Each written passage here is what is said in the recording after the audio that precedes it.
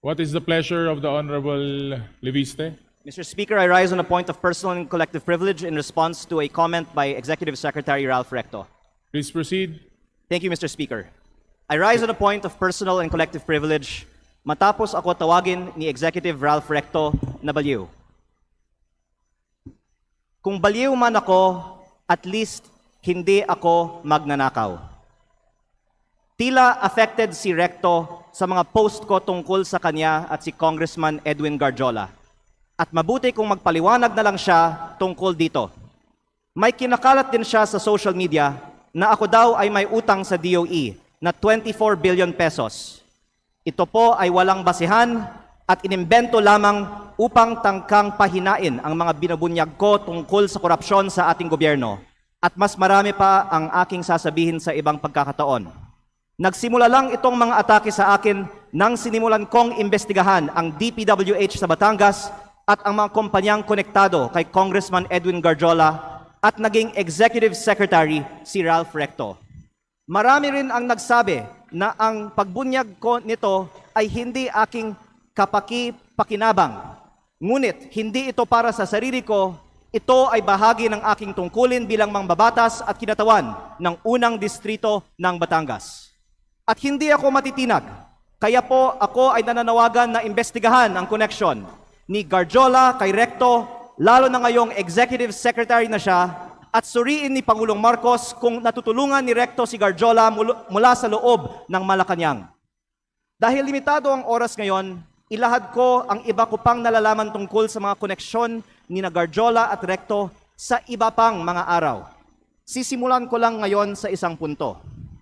Ayon sa aking tansya at pananiliksik, mahigit 1 billion pesos ang ginastos ni Congressman Edwin Garjola para kay Vilma Santos Recto at Lucky Manzano sa iba pa nilang mga kandidato at sa sarili niya bilang first nominee ng CWS party list sa 2025 elections. Sa aking distrito, ang tansya ko ay 150 million. At ayon sa ibang mga politiko, gumastos sila ng 200 o 300 million sa kanilang distrito. Kaya sa 6 na distrito ng Batangas, sinasabi ng iba na aabot ng 2 bilyon ang ginastos ni Recto at Garjola. Lalo't mas malaki pa ang ginastos sa Lipa. Pero hindi po ko bubuksan ang mga kinatawan ng Lipa sa aking pahayag na ito. Pero sabihin na lang natin na 1 billion pesos ang ginastos ni Recto at Garjola sa 2025 elections. Noong April 16, 2025 naman, inimbita ako ni Congressman Garjola na mag-dinner sa kanyang bahay sa Punta Fuego na Sugbo sa aking distrito kasama si Secretary Recto na makikita sa mga picture na ibinahagi ko sa Facebook para hingin aking tulong para kay Vilma at Lucky. Pagkatapos, umikot ako kasama si Cong Garjola at mga tauhan ng mga Recto sa iba't ibang bayan ng aking distrito upang i-endorse ko ang V-Lucky sa mga leaders ko. Pagkatapos ng mga meeting, nakatanggap ako ng reports na may ibinigay umano na cash para ikampanya si Vilma at Lucky na galing raw kay Congressman Garjola. Tila si Congressman Garjola ang gumagastos para sa kampanya ni V-Lucky. Batay sa aking mga nakita sa aking distrito at sa mga pagpupulong at materyales kung saan ang nakalagay ay Vilma Santos Recto, Lucky Manzano at CWS party list. Ang ibang mga politiko sa Batangas ay pwede ding tumestigo na si Garjola ang gumagastos para sa mga Recto. Kahit pagkatapos ng eleksyon, ibinahagi ko din sa Facebook ang picture ng meeting ni Gov. Vilma at Secretary Ralph sa mga mayors ng Batangas sa Tagaytay Highlands noong August 15 na ayon sa mga dumalo ay hosted by Congressman Garjola. Kung mali ang aking impormasyon, narito naman ang ibang mga kinatawan ng Batangas at pwede nilang sagutin ngayong araw na ito ang aking mga pahayag. O pwedeng magpatawag ang Kongreso ng pagdinig. At kung totoo na 1 billion pesos o mahigit pa ang ginastos ni Congressman Garjola para sa mga Recto sa nakaraang kampanya, ang susunod na tanong ay, bakit si Garjola gumastos ng mahigit 1 billion piso para sa mga Recto?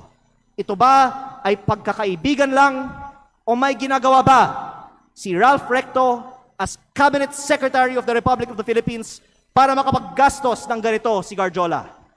Sa aming dinner noong April 16, inalok ako ni Congressman Garjola na mag-partner sa kanya at kay Secretary Recto sa pagnenegosyo sa DPWH sa aking distrito. Sa sistema raw na ginagawa nila noon pa sa Lipa at sa ibang mga bayan. Tukuyin ang mga lugar para sa mga road opening ng DPWH.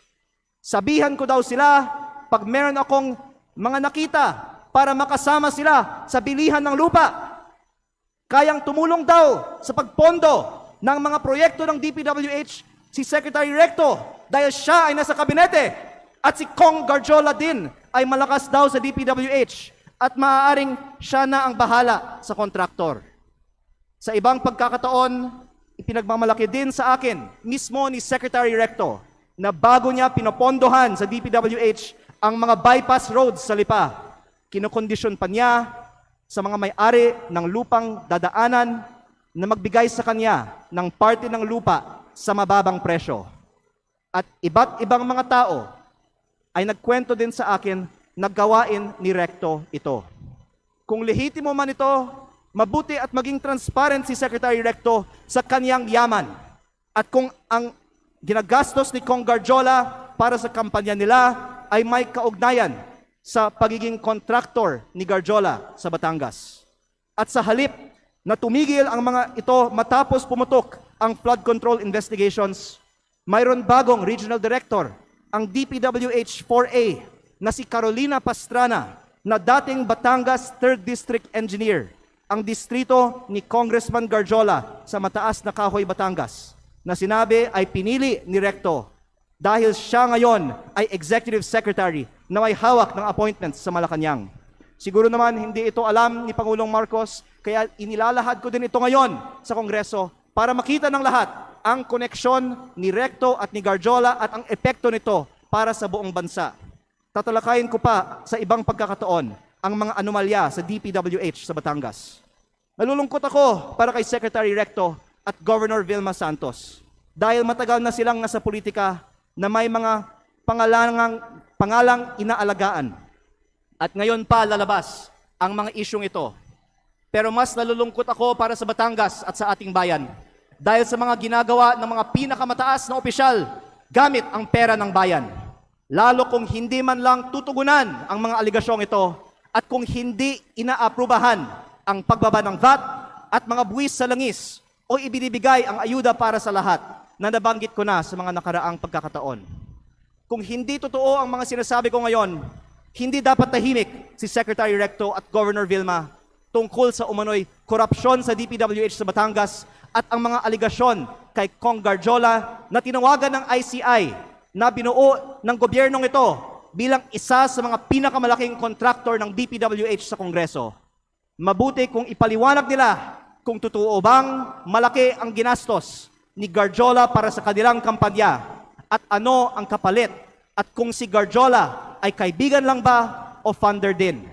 At kung hindi sasagutin ni Secretary Recto ang mga aligasyong ito, hinahamon ko si Yusek Claire Castro sa susunod niyang press briefing na sagutin kung tama ba na may ganitong aligasyon kay Executive Secretary Recto, bakit hindi pa sinasalang si Secretary Recto sa Commission on Appointments at kung ayaw din ba nilang buksan ang mga detalye ng 2 kasong plunder ni E.S. Recto sa Ombudsman. Mabuti ding magpaliwanag si Yusek Castro kung bakit ba talaga natanggal sa pwesto si Executive Secretary Lucas Bersamin nang walang paliwanag at ipinalit isang respetadong dating Chief Justice ng Supreme Court sa isang taong ngayong may 2 kasong plunder sa Ombudsman. Panghuli, hindi lingid sa atin na binomba ang kotse ni dating Batangas Governor Armand Sanchez. Mapanganib ang politika sa Batangas kapag malaking tao ang inyong binabangga. Kaya kung ito man ang aking huling pagkakataon, nais kong dagdagan, hindi lang DPWH ang posibleng pagkukunan ng pondo ni Recto at Garjola. Dahil ayon sa mga politiko sa iba't ibang mga bayan ng Batangas, ang nasa likod ng STL operator ng Batangas, Refresh Gaming, ay si Recto at Garjola, na ang isang humaharap para sa kanila ay si San Juan Vice Mayor Anthony Marasigan. kahit na iba ang mga tao sa GIS ng kumpanya. Habang nasa kabinete ng Republika ng Pilipinas si Secretary Recto, mayroon bookies o second table ang refresh sa kanyang sariling lalawigan. Kaya nananawagan din ako sa Kongreso na imbestigahan ang operations ng Refresh Gaming Corporation sa Batangas. Ang mga politiko sa Batangas ay maaaring tumestigo na dahil si Governor Vilma Santos ay nasa Kapitolyo, si Executive Secretary Ralph Recto sa Malacanang, at suportado sila ni Congressman Garjola, kompleto ang makinarya para gawing negosyo ang Batangas. Kaya baka hindi lang 1 bilyon ang nagastos na ni Garjola para sa mga Recto. Maraming salamat po. Majority Leader. Mr. Speaker. Mr. Speaker. I can now take questions. Thank you. Mr. Speaker.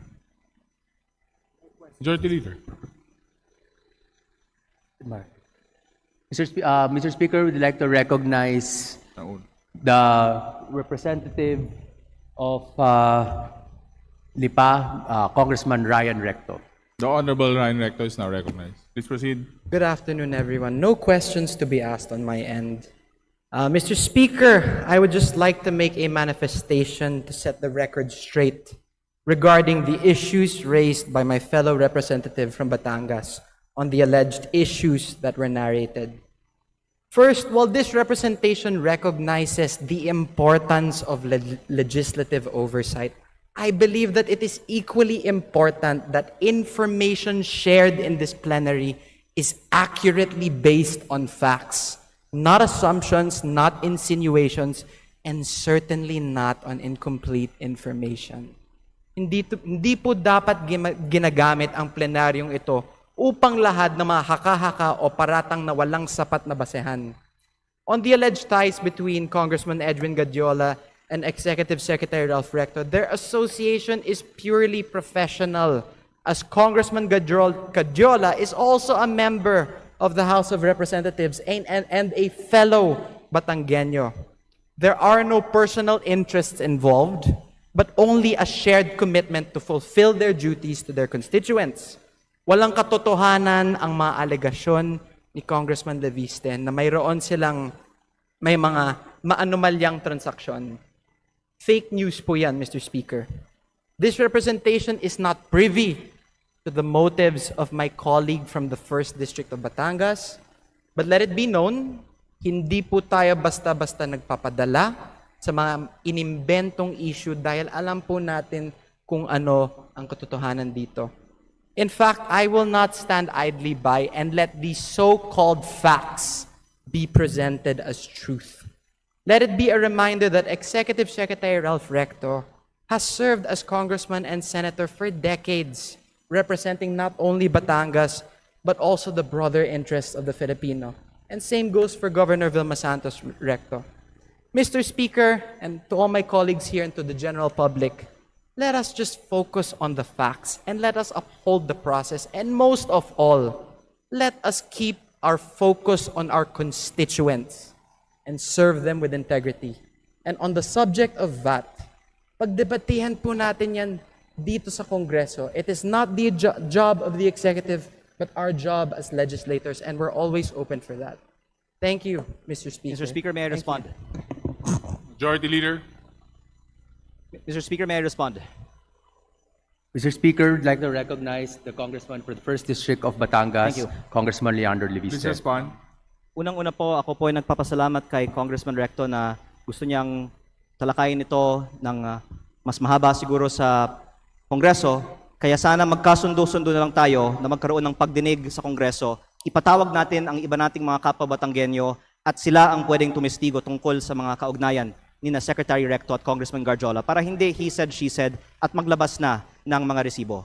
Pangalawa, dagdagan ko din na hindi ko binanggit sa aking privilege speech kanina ang eleksyon sa Lipa, alang-alang sa aking kasamahan. Pero para may konteksto tayo sa talakayan nito, sinabi sa akin ng ibang mga politiko sa Lipa na ang di umano'y ginastos ni Congressman Garjola at ng mga Recto sa Lipa sa 2025 elections ay umabot pa ng 1 billion pesos kasama na ang napakataas na presyo para sa bilihan ng mga boto.